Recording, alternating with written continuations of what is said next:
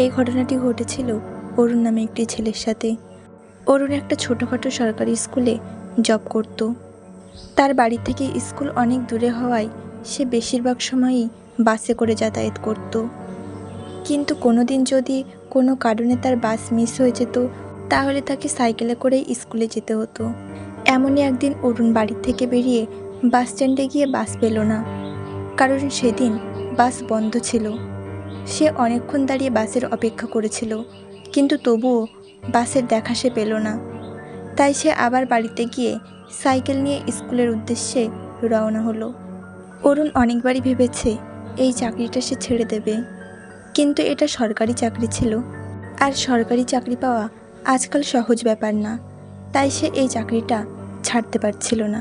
সেই দিন অরুণের স্কুলে পৌঁছাতে অনেকটাই দেরি হয়ে যায়। সেই দিন স্কুলে ক্লাস নেবার পরেও অরুণের অনেক কাজ ছিল। তাদের স্কুলের স্টুডেন্টদের পরীক্ষার খাতা দেখার কাজ। তাই সেই দিন অরুণের স্কুলের কাজ কমপ্লিট করতে করতে প্রায় সন্ধ্যা পেরিয়ে গেছিল। তাই সেই দিন অরুণ আর রোজ যে রাস্তা দিয়ে যাতায়াত করে সেই রাস্তা দিয়ে গেল না, সে অন্য একটা রাস্তা দিয়ে গেল, কারণ এই রাস্তা দিয়ে গেলে সে খুব তাড়াতাড়ি বাড়ি পৌঁছাতে পারবে। কিন্তু এই রাস্তাটা এতটা নির্জন ছিল যে এই রাস্তা দিয়ে কেউই যাতায়াত করতো না, মানুষ বা গাড়ি ঘোড়া কিছুই যাতায়াত করতো না। অরুণ এই রাস্তা দিয়ে সাইকেল চালিয়ে যেতে যেতে দেখলো তার সামনে একটা লোক দাঁড়িয়ে আছে, আর সে অরুণের কাছে লিফট চাইছিল। কিন্তু অরুণ তার জন্য না দাঁড়িয়েই ওখান থেকে চলে যায়, কারণ সে ভাবছিল এত রাতে আর নির্জন রাস্তায় কাউকে সাইকেলে না চড়ানোই অনেক ভালো।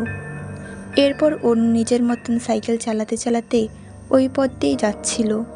কিন্তু কিছুটা পথ যেতে যেতে অরুণ আবার তার সামনে সেই লোকটাকে দেখল। ওই লোকটা আবারও অরুণের কাছে লিফট চাইছিল, কিন্তু অরুণ ওর কোনো কথায় কান না দিয়ে জোরে সাইকেল চালিয়ে ওখান থেকে চলে গেল। তখন অরুণ মনে মনে ভাবতে লাগলো যে কী করে একই সময় দুই জায়গায় একই লোক উপস্থিত থাকতে পারে, আর আমি সাইকেল নিয়ে যাচ্ছি, তবুও ওই লোকটা আমার আগে কী করে আমার সামনে পৌঁছে গেল। এইসব কিছু ভাবতে ভাবতেই অরুণ সামনের দিকে এগিয়ে চলছিল। অরুণ মনে মনে ভাবছিল এই রাস্তা দিয়ে হয়তো তার আসাটাই ঠিক হয়নি। এরপর আরও কিছুটা সামনে এগিয়ে অরুণ তার সামনে যা দেখল তাই দেখে সে অবাক হয়ে গেল।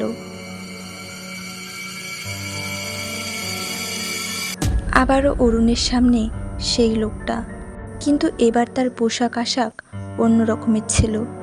তার গায়ে ছেঁড়া কাপড়, গায়ে অনেক রক্ত মাখানো, তার হাত পা একদম কঙ্কালের মতো, তার চোখ দুটোও খুব বড় বড় আর রক্তের মতো লাল।